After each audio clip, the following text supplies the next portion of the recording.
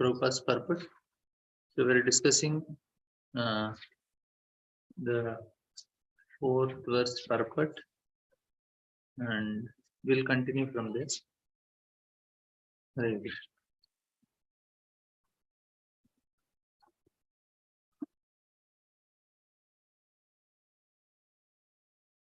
So we'll just read the shloka. So last time we discussed, just a recap of what we have discussed about the third verse. We were discussing how this is about Nigama kalpataror galitam phalam sukhamukad amrita dravya samritam pibata bhagavatam rasamalay mupuraho rasika bhuvi bhavika. So we discussed how the first verse is telling about Vastu, and second and third verse are glorifying the Srimad Bhagavatam. So the three reasons that are given, the three glorifications that are given in the second verse is how Lord is immediately appears in the heart. He removes ignorance, and it is free from all dharma, artha, kama, moksha. And here it is telling how it is a ripened fruit of all Vedic literature, and it is relished by bhuvi bhavukas, who are in bhava and who are in prema. And now from here it starts our storyline. So this is at a holy place of Naimisharanya. Sutta Goswami and Saunaka Drishis, they are having discussions. So this is explained. And then Prabhupada writes further. The modern materialistic society is detached from its relation to the Supreme Lord, and its plans, which are being made by atheistic leaders, are sure to be baffled at every step, yet they do not wake up to this. In this age, the congregational chanting of the holy name of Lord is the prescribed method for waking up. The ways and means are most scientifically presented by Lord Chaitanya Mahaprabhu. An intelligent person may take advantage of his teaching in order to bring about real peace and prosperity. Srimad Bhagavatam is also presented from the same purpose, and this will be explained more specifically later in this text. So this is what is explained here. And of course we had some discussions. I was telling that I will talk about how we are free from karma. So I'll just few minutes I'll just speak on that, how a person who is practicing pure devotional service, he is not affected by karma. It is not there for him.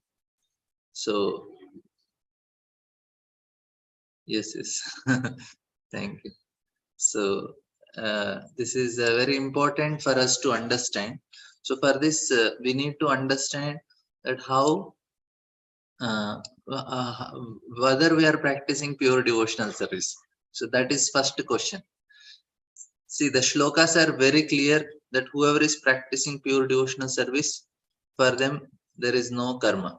So that that part you should be clear, because that is explained in Srimad Bhagavatam, 11th canto, 14th chapter, 19th verse, and who's all the pure devotional service is pure devotional faith, Shraddha. I'll come to that point. I'll just there are shlokas which are telling in Bhagavatam. We'll not go to any other literature. We have faith on Bhagavatam. We'll just discuss on Bhagavatam. Bhagavatam, the 11th canto, 14th chapter, 19th verse, and 3rd canto, 33rd chapter, 6th verse. This both tells how our aprarabdha karma are destroyed when one practices bhakti, just beginning. And also then sinful desires, they are, the papa bija is destroyed, that is given in 6 to 17, and avidya is destroyed, that is also given in Bhagavatam, how all these avidya, sinful papa bija, these are all how they are destroyed. We have various shlokas. Now if this is clear that bhakti will destroy, now we'll see whether we are practicing pure devotion or not. Whether we have pure devotion here means pure Shraddha. Yeah, that is the point. So for this, we need to know that if you see the definition of bhakti, Uttama bhakti, whether we are practicing, we need to clarify ourselves whether we are practicing that Uttama bhakti. So the definition is very simple. We all know. Anyabhilashita shunyam, jnana karma dhanavritam, anukulyena krishna anushilam bhakti uttama. So Uttama bhakti is, it is given this two primary characteristics and two secondary characteristics.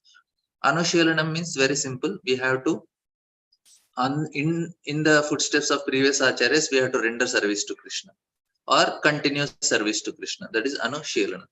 And then Anukulyana is also very clear. It is favorably disposed. So we are doing both the things. At least we are trying to do service, and we are also trying to do favorable service. We are doing what pleases Krishna. We are trying for that. So these two categories, it is not very difficult for us to understand.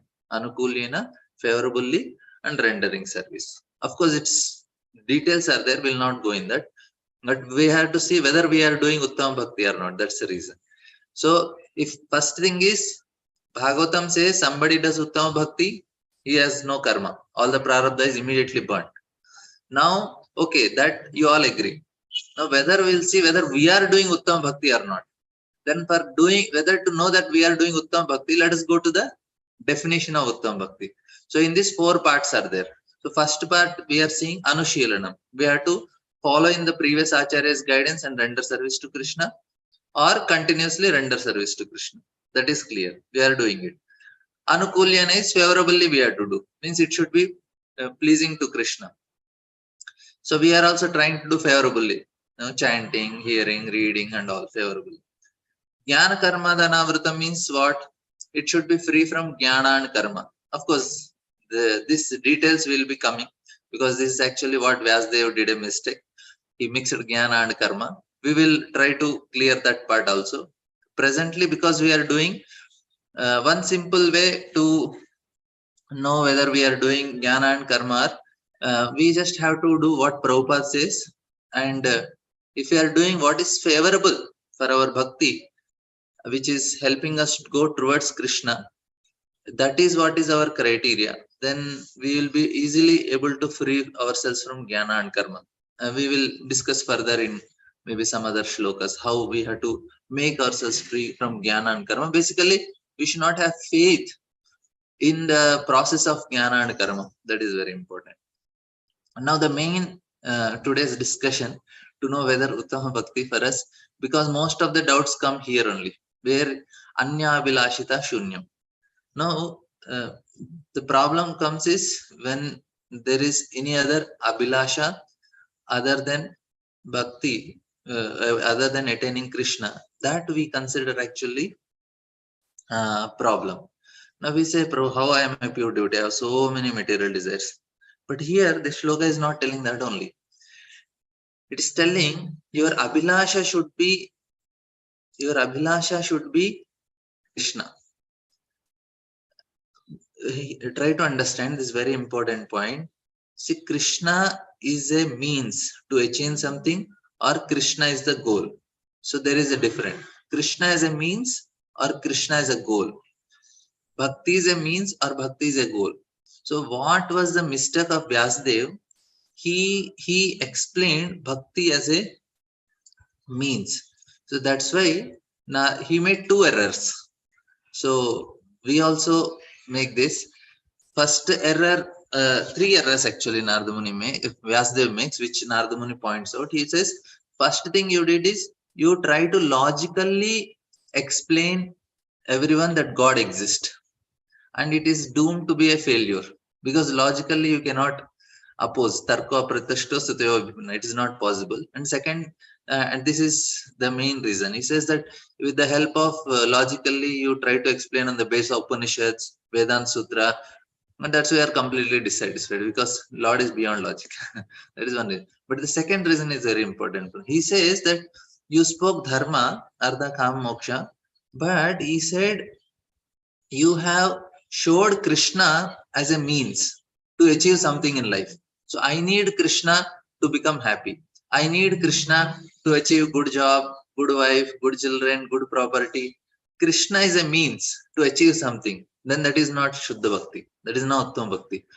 But if Krishna itself is a goal for me, I do Bhakti because I want Bhakti. I serve Krishna because I want to serve Krishna. Prabhupada, reporter asked Prabhupada, why you chant Hare Krishna? Prabhupada said, to chant more Hare Krishna. This is, that means, if I ask any of you, why you are doing bhakti, you want to attain heaven, you want to enjoy in this material world, you want to get this. No, I am doing bhakti because I want Krishna. Then that is Uttama Bhakti, that is Uttama Shraddha. Now you may say, Proje, but I also want good health, I also want good property, I also want these things. That is what, there is two things. One is called Swabhava, one is called Shraddha. Swabhava is our conditioned nature. Because we stayed in this material world for so long, we are conditioned for certain things. That conditions will force us to act or behave or think in particular way. So now this our swabhava is forcing us in a wrong direction many times. But that is not our abhilasha. That is not our aspiration. Say now if I ask, okay, somebody comes and offers us some big house or big post, we may want to have it, but we should have one important thing, that nothing in this material world will make me happy except for Krishna. If you know this, if you don't have faith on any of these things, even though my desire is there, see somebody comes and gives me nice, say car or house, so I may accept it, but I know it will not make me happy. For me, Krishna will only make me happy. Somebody comes and gives us some nice big post, you will become the minister or something. I know it will not make me happy. I need Krishna only. If somebody has this faith, this is called pure faith. That no matter anything in this material world, I have desire. I may pray also, Krishna, if possible, make me, rich, make me very prosperous, give good health, all my family should be good. We can pray to Krishna, but we should also know that all these things are not going to make me happy. Only Krishna will make me happy. I need Krishna. I want to go to Krishna. If this faith is there, that is called pure faith. And this is what Krishna is, Anya Abhilasha. Your Abhilasha is that. Maybe our conditioning is there. My mother, when I call, I ask, how are you? Say, I'm chanting Hare Krishna. That's why my health is good. So for her, chanting is a means to get good health. Chanting is a means to become nice. No. For us, chanting is to get Krishna. Chanting is to chant more. Then that is Shuddha Abhilasha. Conditionings will pull us in different directions. We may want to have something material, we want to enjoy material, but we don't have faith on that material. So there the difference comes. If we are in that case, then we are practicing pure bhakti only, because our shraddha is pure. So then there is no problem. There is no karma only then, because we are doing uttama bhakti. Yeah, we are. See, yeah, that is correct. Bhakti is not dependent, but without good health, one cannot do sadhana properly. So if one prays for good health, it is okay. Yes, that is correct. We pray not to get good health. The purpose is that I want to chant. Now, why we do job? It is dharma we should do job? No, we do job because when we do job, we'll get some money to maintain ourselves. We'll get food. We'll get some place to stay. We'll get some clothes. And then what? We'll do other 9 process of devotional service. For us, the main criteria is 9 process of devotional service. And how to do that, we may need some things. Now we need some electricity, we need house, we need water, we need something. So we need some money to maintain all these things. That's why we earn. We earn so that we can serve Krishna. We want good health so that we can serve Krishna. So any activity we are doing, the criteria for doing is so that I can serve Krishna. For people who are at karma level or varnashram and all, they do activity because it is their dharma they will do. But for us, ours is anukulyasya sankalpa. Whatever is favorable for Krishna, that's why to go to Krishna, that's why we do all these things. Job or wife, children, house, all these things. We try to do it nicely. Try to have good relation with relatives so that they don't trouble me in serving Krishna. Take care of wife and children and husband and everybody nicely so that everybody cooperates so that I can serve Krishna. So our motivation for doing all these things is to please Krishna. That's why it is Uttama Bhakti. For others, the motivation for doing their activity is something else. Even though they may do bhakti, it's mixed. That's why it is not Uttama Bhakti. This is then, if now according to this we are doing Uttama Bhakti, then there is no karma. Another very important concept, of course, it is Bhagavad Gita, it is there very clearly. Krishna says that there are two ways of reciprocating with Krishna. You directly accept him, Krishna says, okay, I'll directly deal with you, no question of karma. People don't directly deal with Krishna, then because there is nothing in this material other than Krishna, so Krishna deals with them indirectly as law of karma. It is because there is nothing other than Krishna in this creation. Either you directly deal with Krishna or you indirectly deal. And indirectly dealing is the law of karma. That's Krishna only. So he made this arrangement. Now we say directly, Krishna, you only deal. Then Krishna says, I'll take care. I'll take care of you everything. So yoga kshemam vahamyaham. So ananyas chintayanto mam yejana paribhashate tesha nityabhyuktanam yoga. So Krishna is giving that assurance, and that is what our acharyas and all gurus are very clearly telling for devotees, no karma. Uttama Shraddha, not Swabhava. See, my Swabhava may be wrong.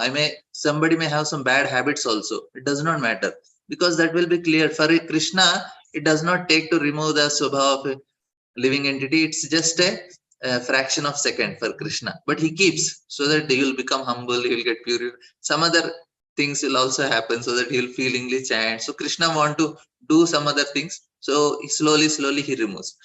And that is only desire we can have, which is not wrong when we are doing bhakti, is purification of heart. That's all. That is not. See, bhakti is not means. Bhakti is the end. Bhakti is the goal. That is the difference. People think I do bhakti to get something. No. We are green mango, ripened mango. No difference. Only taste is difference. So when we are doing bhakti, this is what we have to do. When we are chanting and doing all these spiritual activities, this is the purpose only, the goal only this. Now what we are doing, the means is a goal only for us. What we will do in spiritual world? Chant and hear about Krishna. Everybody is speaking about Krishna only. He did this, he did this, he did this.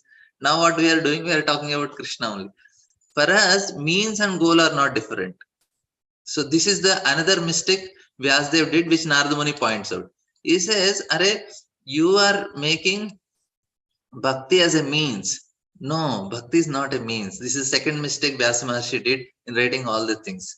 So he made bhakti as a means. No, you tell bhakti as a goal, and means also is same thing. So maybe that's a different discussion. We will not go in detail. Maybe that verses come when we will discuss. So I hope it is clear for all of you. If anything is there, you can personally send me a message. You can clarify, because now we have to go further. And there are much more detailed explanation in NOD recordings of Balram Shakti Prabhu are there. So you can go further and you'll get more explanation for it. Okay. We'll read further. Tat ekada tu munayah pratah huta agnyaya Satkritam Sutamasinam Prapachet Idamadarat. One day, after finishing their morning duties by burning a sacrificial fire and offering a seat of esteem to Srila Sudha Goswami, the great sages made inquiries with great respect about following matters. Purport. Morning is the best time to hold spiritual services. The great sages offered the speaker of Bhagavatam an elevated seat of respect called the Vyasasan, or the seat of Srila Vyasadeva. Srila Vyasadeva is the original spiritual preceptor for all men, and all other preceptors are considered to be his representatives. A representative is one who can exactly present the viewpoint of Srila Vyasadeva. Srila Vyasadeva impregnated the message of Bhagavatam onto Srila Sukadeva Goswami, and Srila Sutta Goswami heard it from him, Srila Sukadeva Goswami. All bona fide representatives of Srila Vyasadeva in the chain of disciplic succession are to be understood to be Goswamis. These Goswamis restrain all their senses and they stick to the path made by the previous acharyas. The Goswamis do not deliver lectures on Bhagavatam capriciously. Rather, they execute their services most carefully, following their predecessors who delivered the spiritual message unbroken to them. Those who listen to the Bhagavatam may put questions to the speaker in order to elicit the clear meaning, but this should not be done in a challenging spirit. One must submit questions with a great regard for the speaker and the subject matter. This is also the way recommended in Bhagavad Gita. One must learn the transcendental subject by submissive oral reception from the right source. Therefore, these sages address the speaker Suta Goswami with great respect. So here two things are there. First is the best time is early morning time. We are sitting, of course, from 4 to 2 to uh, 2 to 4 2 to 6 is actually the best time for all the spiritual activities, chanting and all, because that is approximately Brahma Muhurta time falls in between 2 o'clock to 6 o'clock. And anything we want to learn nicely, which will help us. Why it helps? Because our mind is actually in three modes all the time. It is in goodness, passion and ignorance. And there are many reasons. One reason only I'll tell. How our mind is in passion, goodness and ignorance. When we are in goodness, we are awakeful state, and when we are in passion, we are in a dream state. And when we are in ignorance, we are a deep sleep state. What happens is, when we are in dream state and when we are in sleeping, but in daytime also, because we are affected by mode of passion, the daytime is passion, we are in dream state. That means we are dreaming. Dreaming means what? We unconsciously do, we are thinking of something else, either future or past, because this is the effect of mode of passion in the daytime. If we are thinking about future and past, it's like a dream state, it's not in present. Present means you just are in that activity only, will be able to focus. Otherwise, anytime we are thinking, oh, what will happen here, what will happen there, past and future are some dreams. So this is all mode of passion that is affecting. But early morning, the advantage is the time is in goodness, and that's why our mind can remain in goodness, because place time also affects, and that goodness will help us to do any activity in a more conscious way, and easy to learn and easy to focus. That is the reason we we try to utilize Brahma Muhurta time. So the greatest mistake that modern people do is they are sleeping even after the sun is risen. That is the greatest mistake they do. They are misuse. They are actually wasting their human form of life in that way.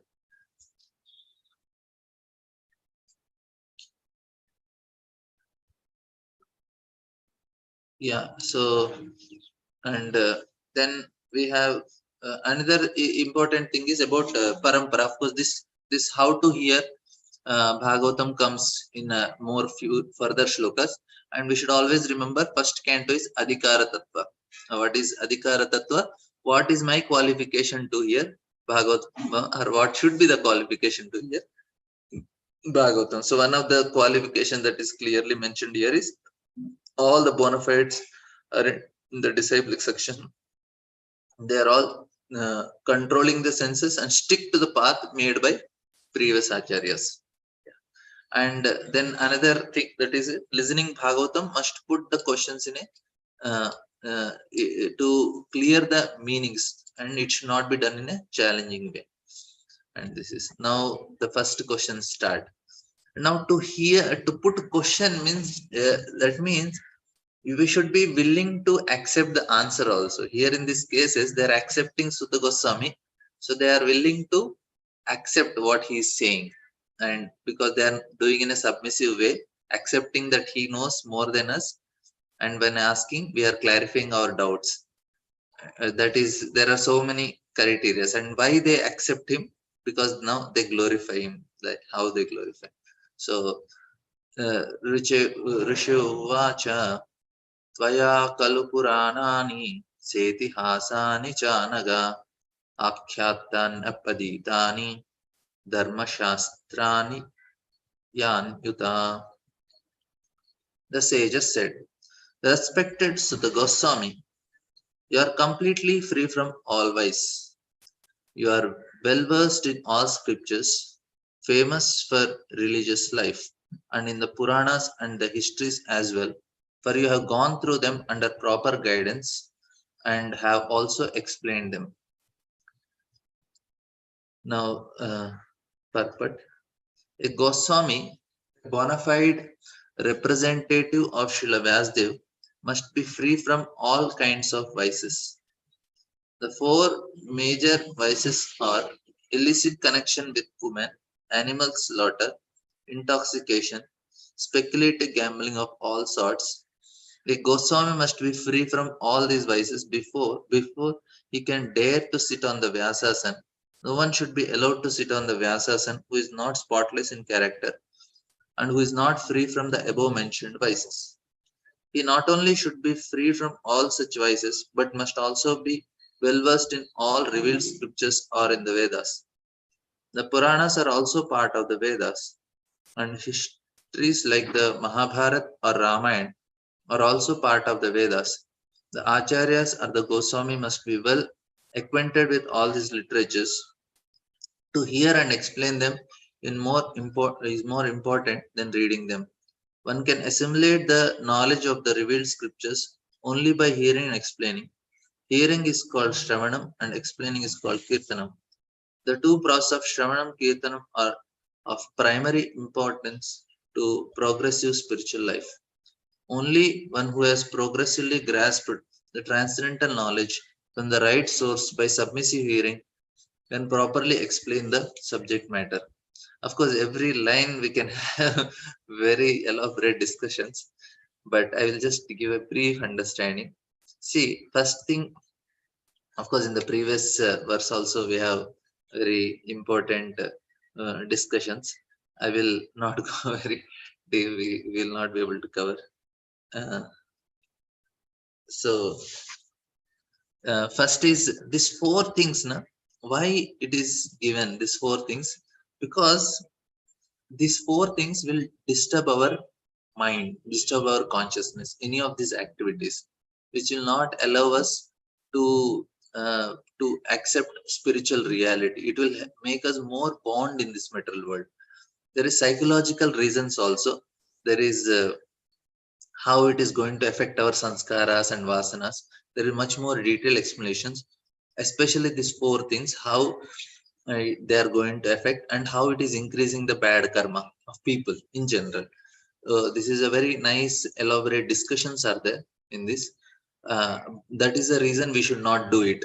We will not go to the reasons, but it is even the dopamine effect, which even the material scientists, they also understand that this is all dopamine effect, how they causes addictions and all these things. Even they also have this research, and they also understood these things which are given in our shastras without any research. If you follow, we are also knowing that this is not real enjoyment, it's a dopamine effect only.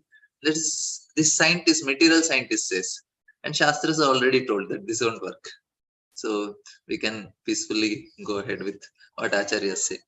And then then another very important discussion will be that how who are sitting on Vyasasan, he should be spotless. He should be, and he should, because and he should be well versed in all the scriptures. Now, well versed in the scriptures means not that you need to read everything. So yavan artha utapane sarvata samplpodake tavan sarveshu vedeshu brahmanas vijanata. If you know the purpose of the Vedas, then you know what the Vedas are telling. So no need to read all the Vedas. If you know that the purpose of Vedas is pure devotional service, Uttama Bhakti, just read Bhagavatam, understand Bhagavatam. We know what is the essence of Bhagavatam. No need of going for yeah, yeah. The Kali has taken shelter, but Kali took shelter. But how psychologically it affects us? Why it is affecting? If I am doing these things, I cannot understand Bhagavatam. That is another thing.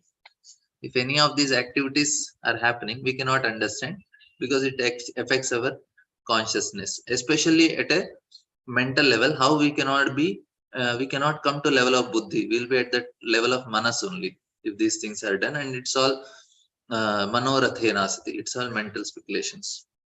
And reveal of the scriptures is, now if we see so many ISKCON gurus, they may not have read all the Puranas and Vedas, but they know the purpose, then they know the essence, then they know what to speak, and whatever they are speaking, we can happily practice also. And that's why they're well versed in the scriptures, means well versed in the essence, the understanding of what the scriptures are telling. No need to read, you know the essence, you have understood everything, no need to go all the details and everything. They may not know the details, but they know the purpose, they know the essence. That is important for us. And very important is to hear and explain them is more important than reading them. This is what Prabhupada is doing. He is trying to understand and helping others to understand also. And one more important thing is here the last line mentions the two processes, Shravanam and Kirtanam, are the primary importance of progressive spiritual life. Only one who has properly grasped the knowledge from the right source by submissive hearing. So Prabhupada is also so much in this line, how we should submissively hear. There are 4 ways of right hearing and 4 ways of wrong hearing of Bhagavatam. And one is you are like a swan. Swan, what it does? Swan takes water, separates water from milk. Similarly, who is reading Bhagavatam, he is taking the essence. We have discussed, I think, this. So he's taking wherever, whatever he reads, he only from whomever he is hearing, he will only hear that important part about Krishna. There can be so many people who is speaking, but he is like a swan. Wherever he goes, any discussions, any association, any relationship, he goes to temple, he will hear the best part. Everywhere best part he sees. Nice darshan, nice kirtan, nice prasad, nice class. Oh, he is like a swan. Another is like a parrot. Parrot is just repeats. Exactly, kama to kama, story to story, and even the jokes and everything he will repeat. So he exactly follows what Guru says, does not make any changes. And then there is something like Chataka bird. Chataka bird, it does not only Bhagavatam. It will not go for any other thing. It will die, Chataka bird, but it will only take the. So this is another type of person who is hearing. Another is like fish. Fish does not blink the eyes. Of course, it does not have eyelids. So a person who is hearing, he's so attentive in Bhagavatam, he does not get sleep. Even while chanting and reading Bhagavatam, which uh, many will be having this. Bhagavatam class comes, Nashtapraya Shabadresh, all the tensions are gone and immediately we fall asleep and Bhagavatam starts. So it does not sleep also, and while chanting also it's more important. He's like unblinking, so attentive, he's always so eager to hear Bhagavatam. So these are the 4 right ways of hearing Bhagavatam. This I think Skandapura and somewhere it is mentioned. For wrong ways, it is like you are like a bull. Bull, you give dry grass or wet grass, without any feeling it will eat. There is no excitement in the face. Similarly, somebody is hearing Bhagavatam, he hears anything, he does not have any excitement. He just, as a bull, he's just eating. No feelings separately for Bhagavatam, no excitement. He will hear some mundane story also, is same feeling. And another wrong way is uh, this. There is one uh, bird in Himalayas. It imitates the sages.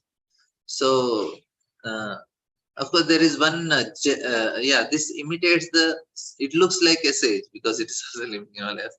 So, this wrong way of hearing is they're just. Uh, uh, they don't follow anything. They only speak and they hear to speak. That means I am hearing this class so that I'll get points for my next class. Nice stories, nice philosophy for my next class, and I speak. but not for applying. I'll see what all I can get jokes from this, what all stories I can get it, so that I'll prepare. Nothing will change in my heart. So for many years, I was also like that. I'll just hear the lectures to know what I'll get from it, so that I can speak.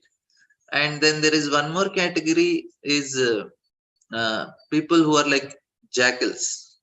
They howl. So in the previous verse, Prabhupada is telling that they are like this. They only the challenging spirit.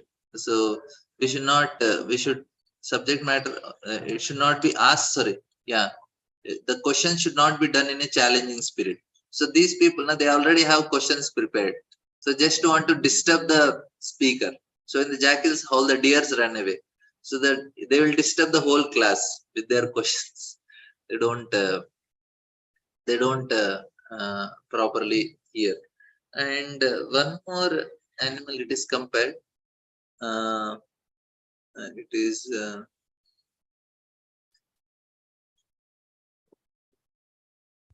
owl, I think.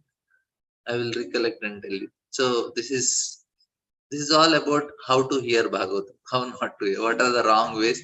What are the right ways?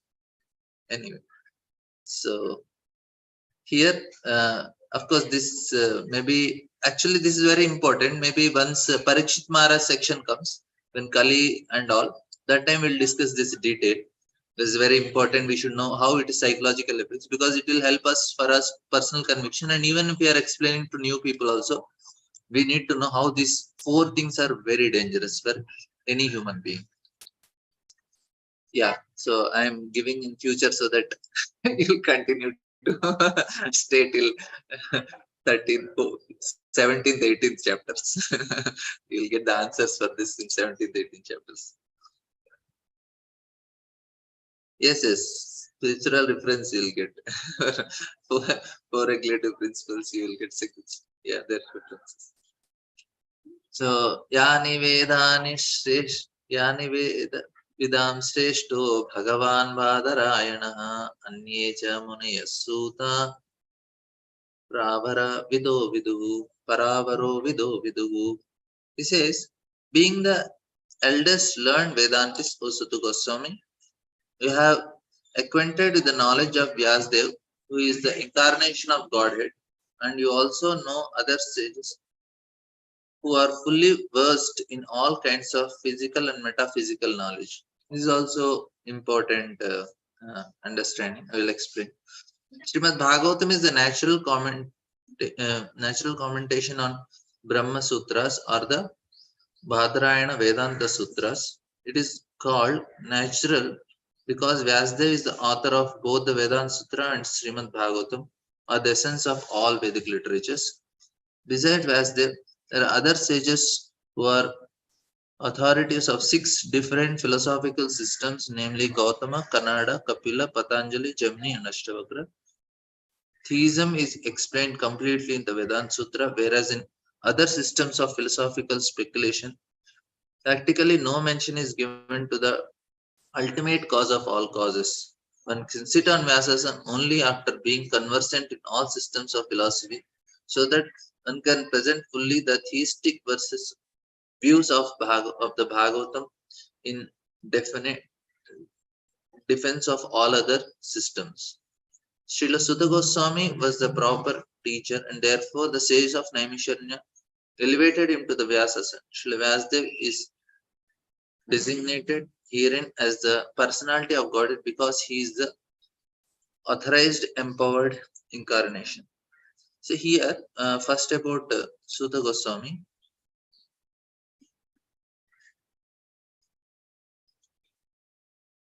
Sutta Goswami, he is well versed in physical and metaphysical knowledge. He is not well versed in the ritualistic aspects. He cannot chant the mantras like uh, other brahmanas. They are very expert in chanting Vedic mantras. Sutta Goswami is not. Sutta Goswami is speaker of Puranas. He is not chanter of Vedic mantras. There is a difference. That is what get confused, especially in South India. They say, "Arey, oh, he is a big pandit. He can recite the Vedas very nicely, left, right, center. But that is not actually very important. So that is not very important. The importance is what? Importance is to understand the meaning, and especially the aspect of the Puranas. We need to learn the essence of it. And Suta Goswami knows the essence. He may not know all the Veda mantras like the South Indian Brahmanas in India. He may not know the mantras like them, but he knows the essence. So that's what it is mentioned, that he is well versed on physical metaphysical knowledge. This is what is very important, and he is directly heard from actually Sukadeva Goswami, and he has understood the essence. And now this there are six systems of philosophy. There are six ways of understanding the truth, not six, and that is not complete understanding. That's why after writing Vedanta Sutra, Vyas Maharshi could defeat all other systems of philosophy. Other five systems Vyas Maharshi could defeat. And this is very important. What is the six systems of philosophy? We'll not go into detail on all these things. But one important point I'll tell, we need to know about the six systems of philosophy.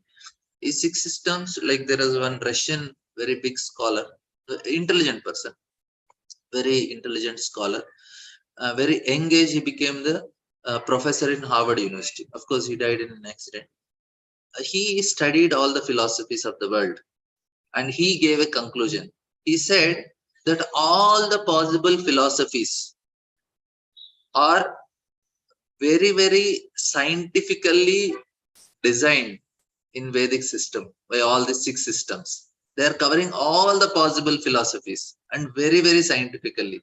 And any other philosophies in the West, Sigmund Freud, Plato, or any other philosophies that are given in the West, he says that they are very, very trivial and very, very superficial.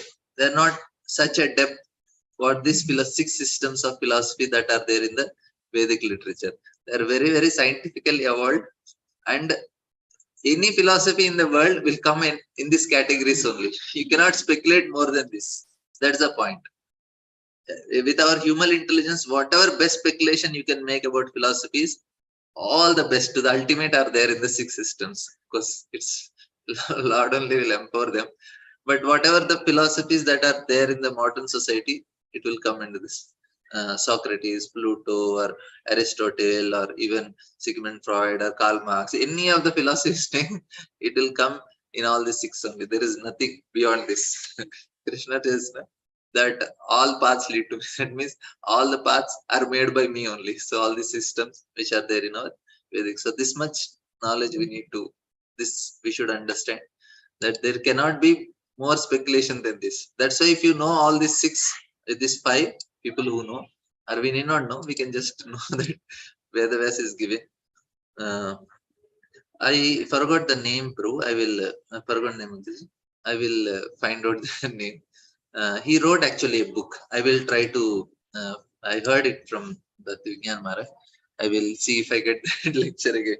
I will try to. Yeah, I have that lecture. I'll just hear the name and I will let you know maybe tomorrow. I'll try. Yes. This is very and now this is, see what very important point here is, the sages first they are glorifying Sutta Goswami, saying respected, you are free from all vices. This is the first quality they are telling. Well versed in the scriptures, that is second thing, scriptures and Puranas, and you have gone through them under guidance. So three qualities they mentioned. And in the next shloka, yes, Muktakesh Guru. Dandat Guruji. Guruji, wanted to know like Sutta Goswami is son of Roma Harshana Sutta. Yes. So it is his father's name was Roma Harshana or like Roma Harshana Sutta also, like Sutta is there. Sutta, Roma Harshan Sutta is their caste or what exactly means? Suta is actually the caste only. Acha. These people, these Sutas are actually reciters of Puranas. They are not the reciter of Vedas. Hmm. Yes, yes. They are meant to recite Puranas. Suta, the caste is for reciting Puranas. It is part of Brahman only, means Brahman caste only. They are not all. They are not that equal to Brahmana. Within Brahmanas also there are different categories. They are not the highest category. Okay, okay. But here, Suta Goswami is qualified not because of the birth, because of other qualities. So they are not seeing his qualities because great sages are also sitting there hearing from Suta Goswami. Yes, yes.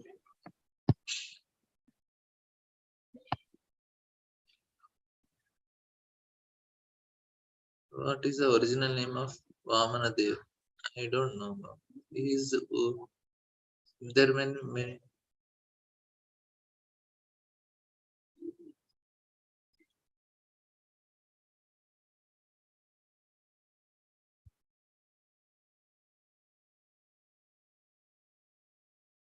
So if you are in the group, I am also one of the admins. So you can 830881980. So in that you can send me any chat if you have any other questions.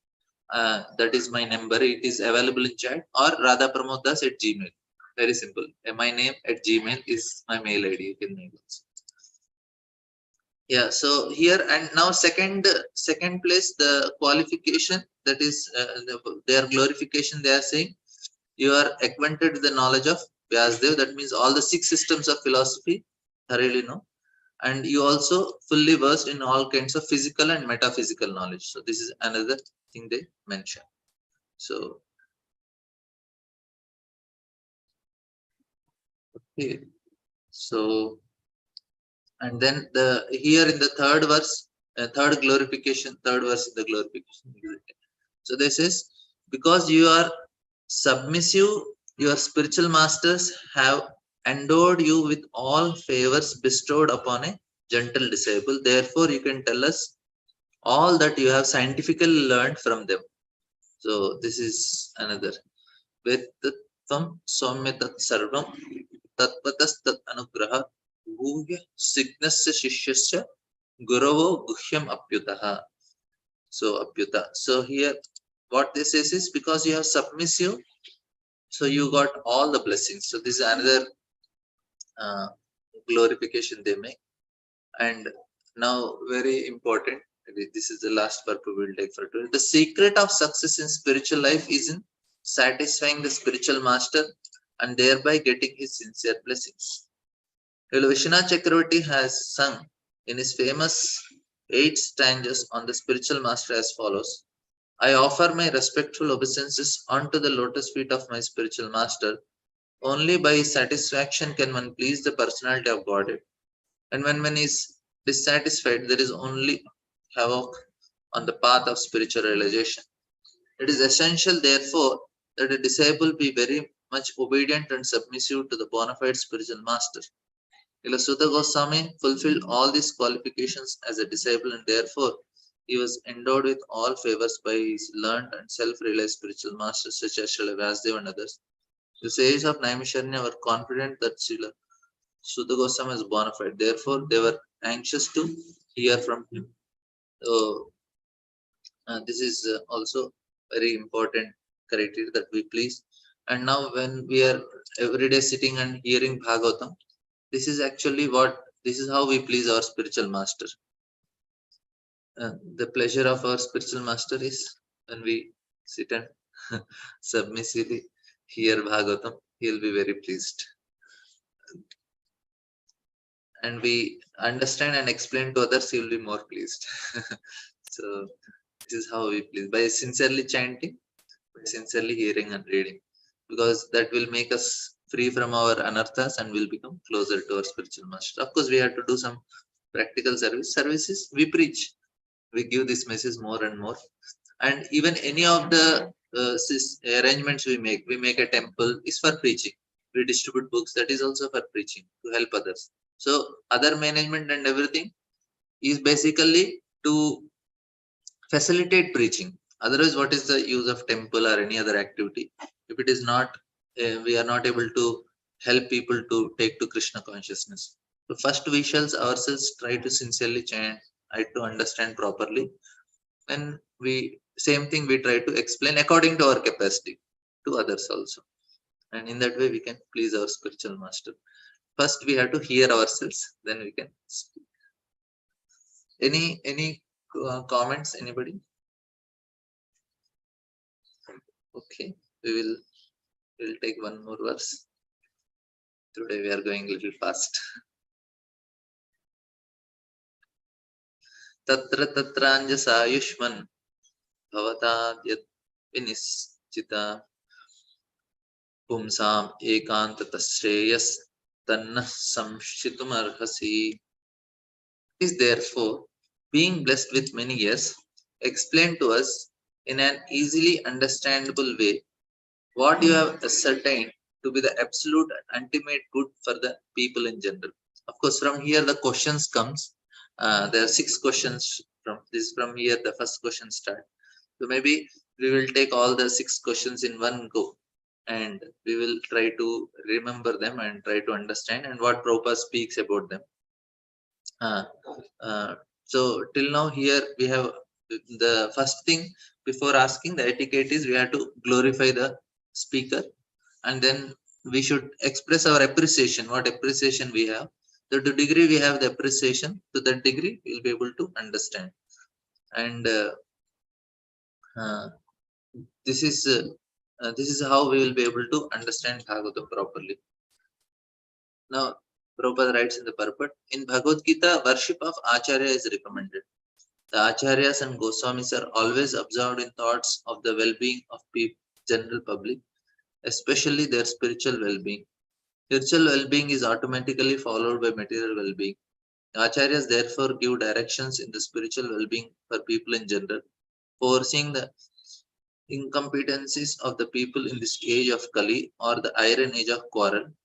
The sages requested that Sudha Goswami give a summary of all revealed scriptures because the people in this age are condemned in every respect. The sages therefore inquired of the absolute good, which is the ultimate good for the people. The condemned state of affairs of the people of the age of Kali are described as follows. Now, what is the problem is, people in Kali Yuga, now the essence is Srimad Bhagavatam, but for us that also becomes very big book. Previously, they were reading all the Vedas to understand what is truth. Now they said, okay, you cannot read all the truth. Take one book. Even for people, many of the people, they cannot even complete Bhagavad Gita also, what to speak of other books. So it becomes very difficult for people to read, and that is the reason. And uh, the essence of essence is given. If you cannot do any of the reading or anything, just chant Hare Krishna. That will also make a difference. Anybody want to comment or say anything? Today we didn't had much discussions on about karma also, because I spoke how devotees the karma does not affect. Anybody has question? Yes. Ranganath Chandas here from Goa. Prabhuji, I don't know whether I missed it, and you had already explained I missed it, so I'm asking this question. There are 10 items contained in the Bhagavata, starting from Sarga and ending from Ashraya. How the cantos are arranged in accordance with these items? Are there any particular arrangement, or how to make out that this is dealing with Sarga, this is dealing with Ashraya? I know Canto 10 is dealing with Ashraya, but what about other cantos? Is it going according to that? Yeah, there are two explanations, bro. One is different cantos are dealing with different topics. Atra Sarga Visargasya. Third canto is dealing with first two cantos are dealing with creation and Visarga, and then there is Manvantara is the sixth canto. So like that, different cantos are divided. Also, another explanation Jiva Goswami tells is all the cantos are dealing with all 10 topics also. So this is Jiva Goswami's explanation. There are two explanations. One is how each canto is dealing with each 11th and 12th are dealing with Nirodha and Mukti. So different categories. 8th, 9th is Ishanukata, and so Uta is 7th canto. So this is what is explained. Maybe tomorrow I will try to just briefly tell which canto how, and there is some explanation also what each topic meant. What are the 10 topics? What is the meaning of each the top all the topics? Maybe tomorrow I will take for 5-10 minutes in the beginning, all explanation of all the 10 topics. It is very important that we should know all these 10 topics before we are reading Bhagavatam. Also, it is very Yeah, helpful. it's necessary to identify them. Yes. And these 10 topics are covered in any particular shloka? Yes, bro. Second canto, I think last eighth chapter, I think it is covered. I will give the You number can also. mention that also, please, Yes. tomorrow. Thank you, Prabhu. Hare Krishna.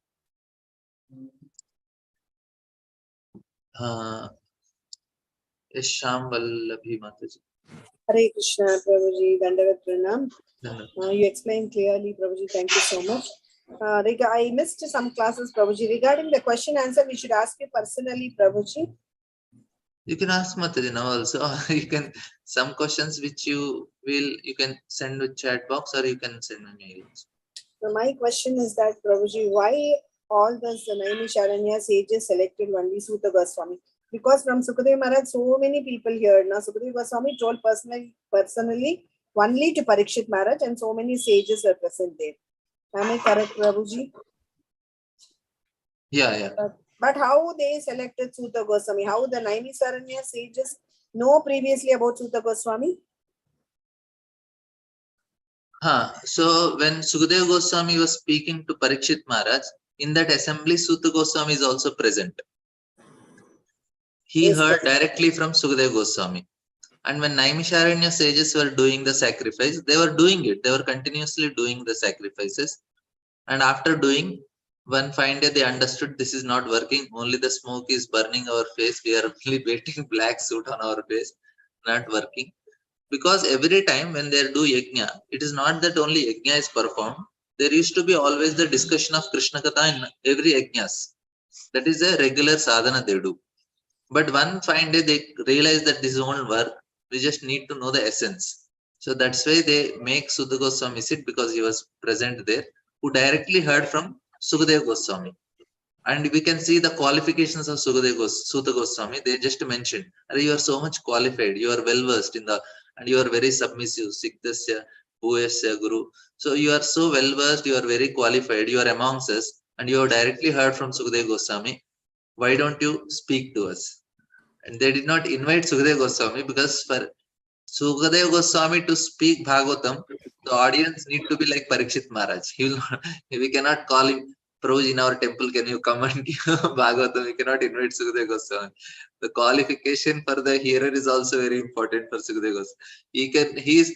His revelations come seeing the audience. Because Parikshit Maharaj was so elevated, Sukadeva Goswami could reveal everything to him. The qualification is like that. Thank you, Prabhuji. Hare Krishna. Yes, Muktakesh. Dandavat Prabhuji. Maybe I just remember that point about it. Also because Balramji after Killed Rome what we call Harsha. delivering, he said that not then the not he Romarshana, then at least his son will become the speaker like that. Yes, that is also. They give the blessing to his Prabhuji, son. Yes. like that. Prabhuji, my question was like just like when we talk about karma, it doesn't apply to devotees, but just sometimes I understood all the point, but sometimes it confuses devotees because when what is happening in their life actually matches with the astrology, when they see that some problem is happening with some of the devotees or something like that, and or with themselves, and they actually refer to the astrology, and according to astrology it actually shows that it should be happening at this time, this graha or that like that. So the prarabdha also tells that this should happen to this person, and this is what is happening like that. So then they feel that it's not only Krishna but it's my own prarabdha karma also like that. It is Bro, it is to give faith to the astrologers that science work. As such, it is. For devotees, even Krishna is doing according to karma or according to this, but it is Krishna only. If Krishna feels this time it is good, if it is matching with grahas, that is astrology's faith. We should not put faith on it, because if like say Bhakti Tirtha Maharaj, when he left with melanoma cancer, if astrology it may look like okay he will be having diseases, but for Bhakti Tirtha Maharaj it's not melanoma cancer because of karma. He himself prayed Krishna do something so that no I'll take all the karma of devotees and no they will be happy. No, it is because of the prayer or because of karma, because of grahas. We all know it is prayer. Krishna did it. So that means if something is shown in the astrology, it is to give faith to the astrology, because he will continue that science. Otherwise, he will say, there is no use only. And many astrologers, if devotees go to them, if they are very honest, they'll say, and if they are really learned, understand, they say you are a devotee, it will not work for you. They will directly tell, this is not applicable for you. Only for health reasons, somebody may go to find out which medicines will work or which doctor will work. Otherwise, no need to go to. And another way is for marriage compatibility, to know about girl and boy compatibility. That is the two reasons we can go to astrology. Otherwise, we should not go to it. Prabhuji, just wanted to means according to our own karma, there is some what you call there is prarabdha. You know, these things are happening are going to happen at particular stage. So when we say that Krishna is entering, doesn't mean that what you call Krishna has to change your whole plan. Means he may allow or he may change. Means he is allowing what is according to prarabdha. That doesn't mean that it is happening through karma like that. Means Yeah. It is not at all karma. He knows, because we are accepting Krishna, you take charge, and Krishna is okay, I'll take charge. Like that, yes. Whatever is happening, Yes. he decides. Okay. Okay. Sir. Thank you all very okay. Shyam Mukundpur, last we'll just we will have Hare our Krishna discussion Prabhuji. tomorrow, because okay, I'm okay for others. Okay, please. Hare Krishna Prabhuji. Am I audible? Yes, yes. No, Prabhuji, just I want to say something on Prabhuji's question. So Yeah. can I? Yeah, Regarding please. the karma relation. So Yeah, what I please. have heard in one lecture, it is like that when the child plays with a ball and he throws it on the wall, so the ball will come. If he throws slowly, ball will come slow towards him. If he throws very fast on the wall, ball will come very fast, and he has to catch it. So it is like the karmic reaction. One who are fruity workers. It is like the action has the opposite reaction. But for a devotee, when we give our charge, that is mean giving the ball in Krishna's hands. Now it depends on Krishna whether to throw it slowly on us or fast or not to throw at all. So this is what I heard. Yes, So, thank you. Thank Krishna. you. Chandra Rekha Mataji. Yeah, Hare Krishna Prabhuji, then Pranam Chandra. Prabhuji. Prabhuji, like you said, this in Namisar and the sages were like by doing yagya, only smoke were just covering their faces and all. So I just want to relate it to this, Prabhuji, how much this yagya is important in Kali Yuga. We know that Harinam Sankirtan is the main yagya, but nowadays in ISKCON also we do yagyas. So just they say like for Grasta we are not on such state that we just do only Harinam Yagya. So like we move to a new house or something. So how much is it required to do Yagya of this burning fire and all, or just Harinam Sankirtan Yagya is sufficient? So can you clarify this, Prabhuji? Harinam is sufficient, Mataji. So this is not All these needed things, like all in these temple yajnas and also. all in ISKCON we do not to attract people who are interested in that category, so that they'll come and chant. Ultimately, it is only chanting that will purify the heart.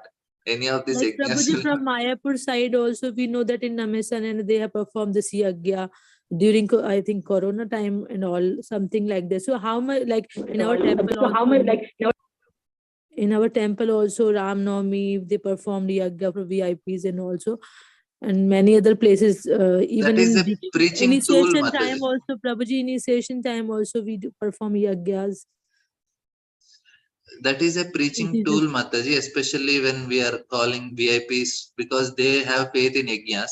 We bring them, but ultimately that yajna won't make anything for them. Because Kali Yuga, see Mataji, to yajna to have, you need to chant pure mantra. To chant yeah, pure Prabhuji. mantra, you need to know Sanskrit first. Because you should pronounce properly with proper meter, proper pronunciation, everything should be proper. Otherwise, yajna don't give any result only. Yeah, but Prabhuji, our devotees do na now these yagya, samskaras and all. So in Diksha ceremony also we have performed yagyas. So that they our Prabhujis only does. Na? Diksha time, what yajna we do is we just chant the names of our acharyas, and we chant and we offer oblations to our own acharyas. That is in Diksha Yajna, if you see the mantras, only we take our song book, you take from the beginning, Om Ajnana Timirindasya till Hare Krishna Mahamantra. You have all the prayers to acharyas, the three main deities. That's what we do. We are not doing any ritual yajnas, because this yajnas, no, you don't lit fire with the matchstick, Mataji, in yajna. You have to have the rubbing of two sticks, then the fire is generated. You are using camphor, you are using matchstick, and you are using lighter. There is a question of fire only. Because in Okay. yajnas, there are so many rules and regulations to Okay. perform a yajna. Now we are just making fire and no decorating with flowers and all and doing. But it is not. That is. I am not telling it is. It is. There is no value to it. We are telling for us chanting is sufficient. No need to do any other thing. Even at home also. See, some fire and yajna we do. More important is in home you have deities. You do abhishek for them. You do kirtan for them. You have 3 days Bhagavad Katha at your home, and this is one way of purifying. Another is you call priest, you perform an yajna and a housewarming ceremony, which will purify more. We should have faith on Bhagavatam. If 3 days Okay. Bhagavatam is recited in my house, devotees come and read Bhagavad Gita, Bhagavatam in my house. If you every day read Bhagavatam, every day you do Abhishekam and Arati for the Lord, that is actually what the Lord is in our house, because we are reading Bhagavatam, we are worshipping Lord. What else is needed? I know where we stay at this place, some devotee comes and says, "Oh, Prabhu, your vibrations are so good. Here we don't have any warming. It's a rented house, a rented place. So no warming, house warming, nothing. What is happening? Why people like to come and uh, play here? Because every day Aarti happens, Bhagavad Katha happens, and that is what is giving them inspiration. It is not a vastu or anything. Of course, we need to have vastu. I'm not denying it. But the point is, for us, we need to have faith in Bhagavatam. And when Bhaktivinoda Thakur, when the when the ghost was attacking is on the tree, Bhaktivinoda Thakur went 3 days recited Bhagavatam, it left. So when see what is the purpose of all these vastu and housewarming? Because there are evil spirits or some subtle elements in the house, we need to remove them. Now, which is more purifying? Reading Bhagavatam and chanting Hare Krishna is more pure, more powerful, or yajna is more powerful? Tell me. Okay. Okay, yeah, Prabhuji. And actually, Prabhuji, we also can't sit for long like the people used to sit earlier. So I just, because many people ask me that they want to do again. Also, I just want to have conviction that only Harinam Sankirtan and reading Bhagavatam is sufficient. No need of that, no, Prabhuji? No, for you, no need. Others who don't have faith, they can have it. You have faith on holy name, chanting, reading. For us, Mataji, see, what is the purpose of housewarming? If you know the purpose, there is Vastu Purusha, he should be satisfied.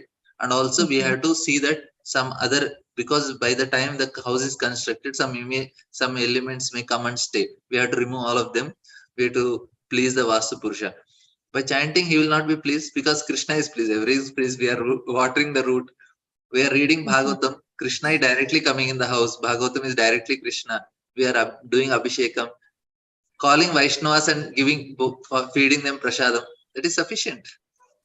Okay, Prabhuji. Okay, thank you, Prabhuji. Hare Krishna. Yes. Hare Krishna Prabhuji. Dandavat Yes. Pranam. Just half minute or 1 minute, I will answer that Prabhu about karma. See, I went to astrologer not because of I wanted, my husband always likes to go. I accompanied, and they're always asking in 2007-8 you had any problem. I was doubting. No, I didn't have any problem. Later, a devotee astrologer told because by that time you should have got a divorce. my marriage went on becoming stronger and stronger because I only focused on doing my duties without expecting anything else in the marriage. And because of that, and that too, I did it to please Krishna. And that is why nothing happened to my horoscope, although I am just not even a mediocre devotee when it comes to quality chanting. My chanting, I am always struggling in my chanting to focus because of other desires which are disturbing my conditionings. But still, for me also, the horoscope is not impacting me. That is why I'm not at all curious to know about my horoscope. So this is a proof to say that for devotees, even though they are mediocre or below that, then also the horoscope does not work if they're simply endeavoring to please Krishna. Thank you, Prabhu. Hare Krishna. Thank you for sharing, Mataji. Very much.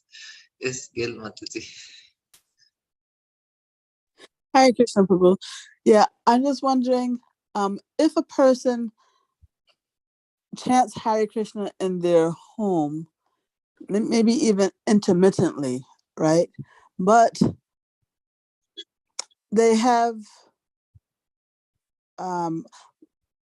you were defining pure Shraddha earlier in the class. So if that person does not have pure Shraddha, right? What is the effect of their chanting in the home? Let's say if there are, some ghosts or some negative things going on in the home, what will be the effect of that person's If he is chanting to remove them, it will happen, Mataji. Holy name is powerful. Holy name is powerful. If he is chanting to remove any of the evil spirits in the house, if that is his purpose, because it's a means, not the goal for him, it will happen. Because holy name is powerful. If he should chant without offenses, that is the criteria. If he's chanting without offenses, it will work.